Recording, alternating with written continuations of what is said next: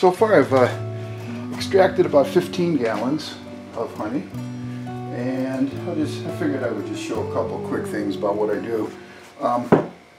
This is a nicely capped frame of honey. It's considered 100% capped. It's nice to have it that well done, because then I'm about 99% certain that the water content will be sufficiently low that the honey will keep indefinitely, basically. But of course, what the bees do is, after they've deposited the nectar with the enzymes into these cells, they dehydrate it, and they do that by waving air across it in the hive. And once it's dehydrated and processed enzymatically, that's called cured honey. And in order to preserve it, like we would, they put a cap on top of it. So every one of these little cells has a wax capping on it. Now, in order to extract the honey, I have to remove those caps in order to use centrifugal force to pull it out, or throw it out. So the way I do that is, on these frames, it's not that difficult. I'll use a knife, and I hope you can see this. For most of it, it stands just a little proud of the wooden frames, and so I can go through, and for most of it I can cut the wax cappings right off. Now, I've already collected a 5-gallon bucket of these wax caps, because you can notice a lot of honey comes off with those too. Well, this is also where I get my beeswax. It's extremely high quality capping. Okay, now I'm going to use what's called a comb to break up the caps over these other cells so that I'll be able to extract the honey. Anyway, the wax cappings are extremely clean and high quality wax, so I really prize it. And what I'll do is I'll probably, out of these 2 5-gallon buckets of cappings, I will filter it, and I'll probably get another 2, maybe 3 gallons of honey, and then I'll take all of those wax cappings and I'll refine them. And there's a couple ways to do that, but what I do is the simplest way. I put them in paint strainers, and then I boil them. The wax comes out through the paint strainer, and all the garbage stays in. And you do that, then I'll basically boil and scrape and boil and scrape 3 times, and you wind up with very pure wax. Okay, see, there goes the cappings. Yeah, so that's pretty cool. And then I'll put it in the extractor, where I'll be getting ready to spin it by hand. Okay, so I've already got 1 frame in, and I just use a simple 2-frame manual extractor. It's inexpensive, but it works, especially for small volumes. It's the way to go. So there's the frames in the extractor, ready for spinning. And what I'll do is spin it a little bit, and then I will turn the frames, spin it some more. So if I balanced it, it won't be too bad.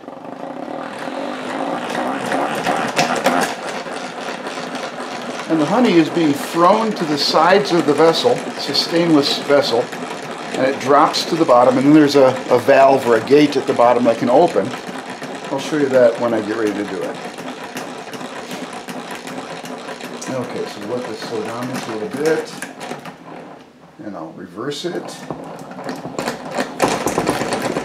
Got off base, I'll balance a little bit. That's okay. Okay, now try to get that to slow down.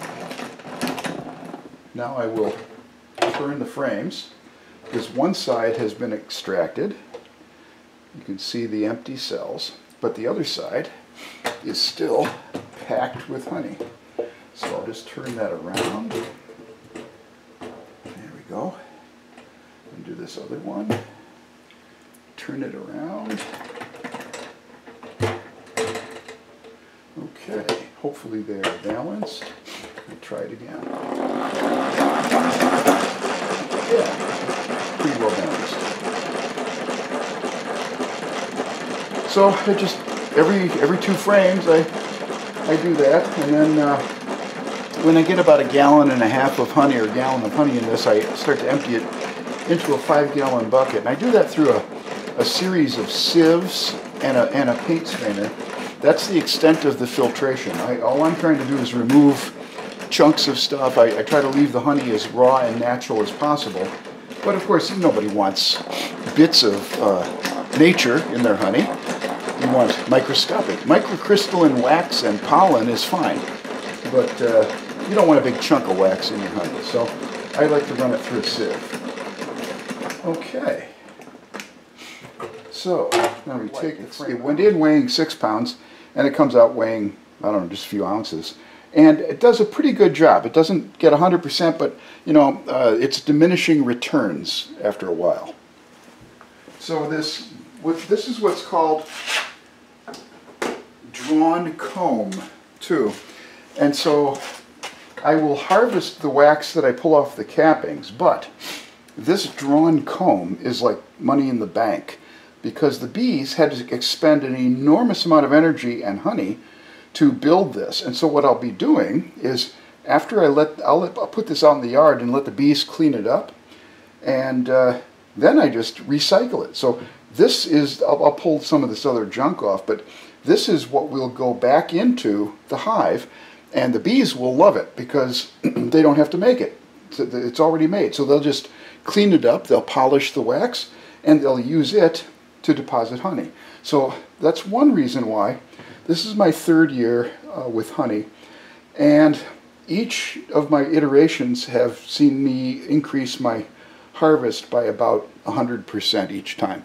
And I think one of the main reasons is that I start them with resources. So I actually have fewer bees now than I have had in the past, but I'm getting more honey out of them, and I'm not even optimized. Now at the bottom of the jug is a gate called a honey gate. It's just a valve, and I'll just open that and let the honey come out into the sieve. These are screen sieves. There's 2. There's a coarse one on top of a medium fine one, and then the paint strainer is there just to make sure that little bits haven't escaped.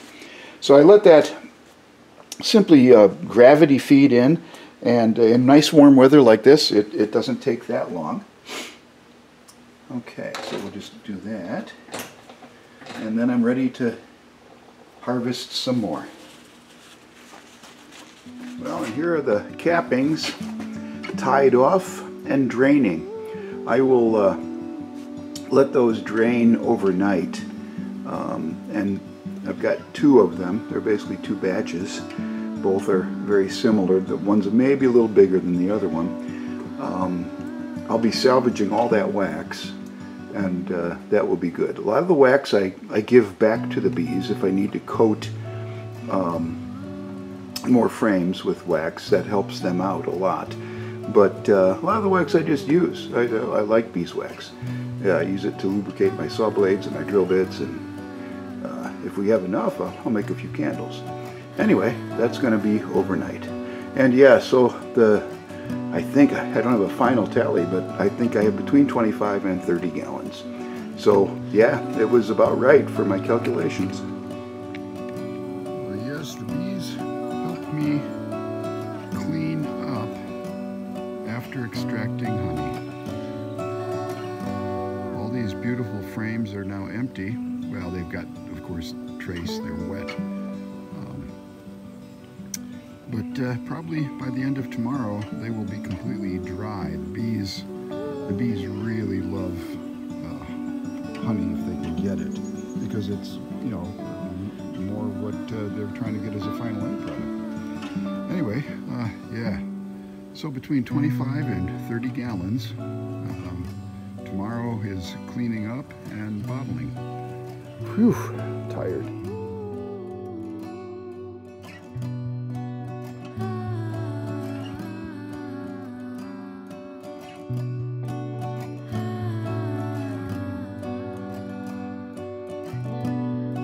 Okay, to render the wax, I take the bag of clippings, it has honey in it and all the bee bits and stuff. And I've already drained the honey out of it overnight. So I will boil it in water, and the wax will leave the bag and all the solids will remain in the bag that I can throw away. I already did half of it, and what you're left with then is a large puck of beeswax. And the first rendering, you know, it's going to have a lot of crap on it. So what I'll be doing is using a scraper and just scrape that stuff off a little bit, and then I'll melt this again, and we'll do that 2 or 3 times, probably 3 times. I'll combine both of these together, and then I'll continue this boiling and scraping for 3 times, and that will be sufficient to give me some nicely rendered beeswax. I'll melt the wax in a crock pot, and most of it I'll give back to the bees, but some of it I make into little 1-ounce blocks that I use for lubrication of screws and saw blades and drill bits. And I also share this with colleagues and friends. Anyway, I really enjoy the beeswax, but beeswax is a very precious commodity compared to the honey, because it takes the bees about 8 pounds of honey, I think I've read, in order to make 1 pound of wax. And so that's a very, very nice